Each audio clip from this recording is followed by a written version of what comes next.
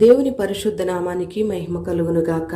అనుదిన దైవ కృపా కార్యక్రమం ద్వారా ఈ దినాన దేవుని మాటలు వింటున్న దేవుని బిడలైన మీ అందరికీ హృదయపూర్వక వందనాలు తెలియపరుస్తూ ఉన్నాం. ఈ దినం ఈ మాటలు వింటున్న మిమ్మల్ని నా దేవుడు నిశ్చయముగా దీవించి ఆశీర్వదించునుగాక.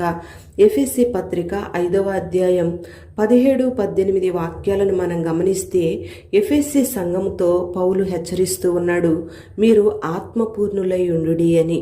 ఎందుకు ఈ రీతిగా పౌలు సంఘాన్ని ఆత్మపూర్ణులుగా ఉండమని హెచ్చరిస్తున్నాడు అని మనం ఆలోచన చేస్తే హెబ్రీ పత్రిక 10వ అధ్యాయం 37వ వాక్యంలో, ఇక కాలము బహు కొంచెముగా ఉన్నది, వచ్చుచున్నవాడు ఆలస్యము చేయక వచ్చును అని రాయబడి ఉంది.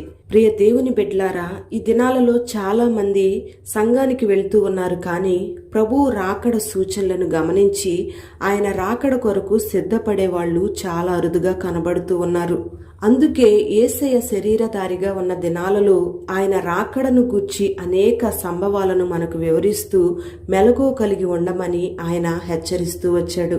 క్రీస్తు శరీరం అనే సంఘమైన మనము ప్రభువు రాకడ కొరకు సిద్ధపడే నిమిత్తం ఎల్లప్పుడూ కూడా మెలకువగా ఉండాలనే ఈ వాక్యం యొక్క అర్థం. ప్రియ దేవుని బిడ్డలారా, ఒక తాగుబోతు వ్యక్తి తాగిన మత్తులో పడుంటే ఆ మత్తులో ఉన్న అతనికి పగలేదో రాత్రేదో తెలియదు. ఆ మత్తు నుండి బయటకు వస్తేనే కానీ అతడు ఏ కాలంలో ఉన్నాడో తెలుసుకోగలుగుతాడు. అలాగే మనము కూడా ఆత్మ సంబంధంగా మత్తులమై ఉన్నంత కాలం ఏ కాలంలో ఉన్నామో, ఎలా జీవిస్తున్నామో మనం తెలుసుకోలేం. ప్రభువు రాకడ ఎంత సమీపంగా ఉందో మనం గుర్తెరగలేం. అందుకే ప్రభువు మనల్ని మెలకువగా ఉండమని హెచ్చరిస్తూ ఉన్నాడు.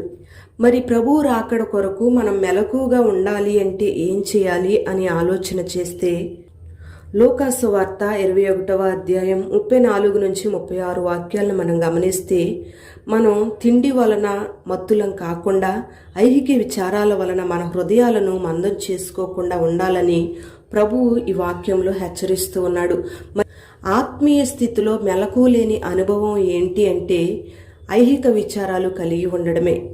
ఎప్పుడైతే ఈ లోక సంబంధమైన ఐహిక విచారాలను మనం కలిగి ఉంటామో అప్పుడు ఆత్మ సంబంధంగా మనం ఫలించలేం. ఆత్మ సంబంధంగా ఫలించేవారే ప్రభు రాకడ కొరకు సిద్ధపడగలుగుతారు. మరి ఈ జీవన సంబంధమైన విచారాలు లేకుండా ఉంటేనే మనం ప్రభువు రాకడ కొరకు మెలకువ కలిగి ఎదురు చూడగలుగుతాం. ఈ జీవన సంబంధమైన విచారాలన్నీ మన హృదయంలో ఉంటే వాక్యంలో మనం ఫలించలేం. వాక్యాన్ని ఆ విచారాలు అణచివేస్తాయి.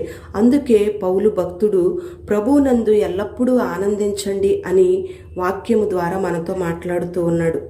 ప్రియ దేవుని బిడ్డలారా, మనకు శ్రమ వచ్చినా, కష్టం వచ్చినా, వ్యాధి వచ్చినా, లోకంలో ఉన్నవి మన దగ్గర లేకపోయినా, అవమానాలు నిందలు మనకు ఎదురైనా, మనలో ఉన్నవాడు లోకములో ఉన్నవాని కంటే గొప్పవాడని అనుక్షణము కూడా మన విశ్వాసాన్ని కాపాడుకొని విచారాలు లేకుండా శ్రమలన్నీ కూడా చులకనైన శ్రమలు అని ఆయనలో మనం ఆనందిస్తూ ఉండాలి.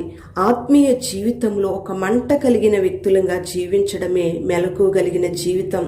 అందుకే మనము కాలాలను గుర్తెరుగుతూ మనకు కాలం కొంచెంగా ఉందని ప్రభు కొరకు మనం సిద్ధపడాలి.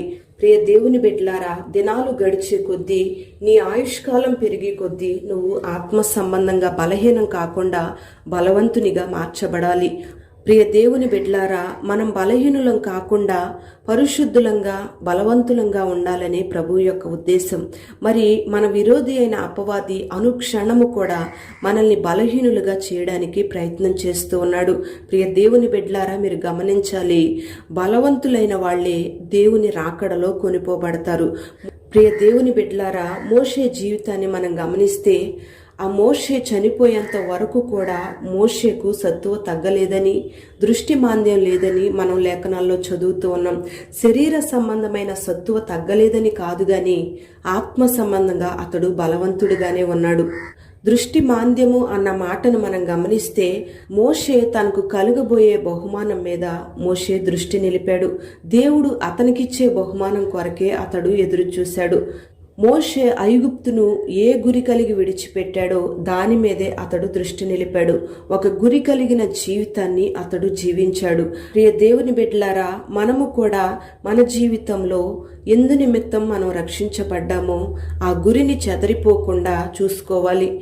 మనం లోకంలో పాపంలో ఉన్నప్పుడు ప్రభువు మనలను తన ప్రేమతో ఎందుకు పిలిచాడో పిలుపుకు తగినట్లుగా మనం ప్రవర్తించాలి. మన గురి చెదరిపోకుండా మనం ఆత్మీయంగా బలహీనులు కాకుండా దినాలు గడిచే కొద్దీ ఆత్మీయ స్థితిలో మనం ఎదగాలి, స్థిరపరచబడాలి.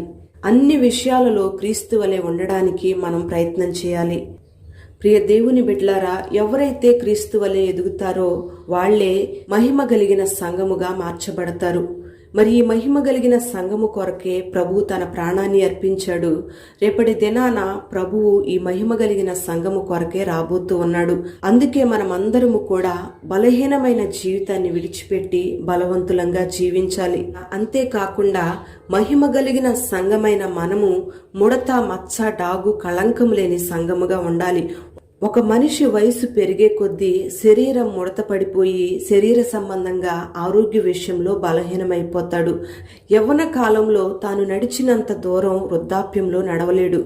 శరీరం బలహీనమైపోవడం వల్ల అతడు సొమ్మసిల్లిపోయి కృషించిపోతూ ఉంటాడు. ఈ శరీరం ఒకవేళ కృషించిపోయినా నీ ఆంతర్య పురుషుడు దినదినము నూతన పరచబడాలి, బలాభివృద్ధి పొందుకోవాలి. ఈ మాటలు వింటున్న నీవు ఈ దినమందే మహిమ కలిగిన సంఘముగా మార్చబడుదువుగాక. మహిమ కలిగిన సంఘముగా మార్చబడే అభిషేకాన్ని దేవుడు ఈ దినాన నీకు అనుగ్రహించునుగాక. ఇప్పుడే తన అభిషేకము చేత దేవుడు నిన్ను బలవంతునిగా మార్చి నిన్ను దీవించునుగాక. పరిశుద్ధుడవైన తండ్రి, ప్రేమ కలిగిన దేవానికి స్తోత్రం చెల్లిస్తూ ఉన్నాం. ఈ దినం ఈ మాటలు విన్నని బిడ్డల్ని మీరు ఆశీర్వదించండి. ఆత్మపూర్ణులుగా ఉండమని, కాలము కొంచెముగా ఉందని, వచ్చుచున్నవాడు ఆలస్యము చేయక రాబోతూ ఉన్నాడని మీరు మరొకసారి మమ్మల్ని హెచ్చరిస్తూ ఉన్నారు. ఈ మాటలు విన్నని బిడ్డలందరూ కూడా ఆత్మలో మెలకువ కలిగి ఐహిక విచారములు లేకుండా ఆత్మ సంబంధంగా ఫలించే అనుభవాన్ని నీ బిడ్డలకు మీరు దయచేయండి. ఎన్ని శ్రమలు, ఎన్ని నిందలు, ఎన్ని బాధలు నీ బిడ్డల జీవితంలో ఎదురైనా నీ రాకడ కొరకు సిద్ధపడే అనుభవాన్ని నీ బిడ్డలు కలిగి ఉండడానికి మీరు సహాయం చేయండి. నీ బిడ్డలకు కలిగిన విచారాలన్నింటినీ కొట్టివేసి ఆత్మ సంబంధంగా మీరు ఫలింపచేసి దీవెన కలుగు చేసి ఈ మాటలు విన్న నీ బిడ్డల్ని పేరు పేరున దీవించమని, నీ సన్నిధిని బిడ్డలకు తోడుగా ఉంచి ఆశీర్వదించమని యేసు పేరట వేడుచు ఉన్నాము తండ్రి. ఆమేన్.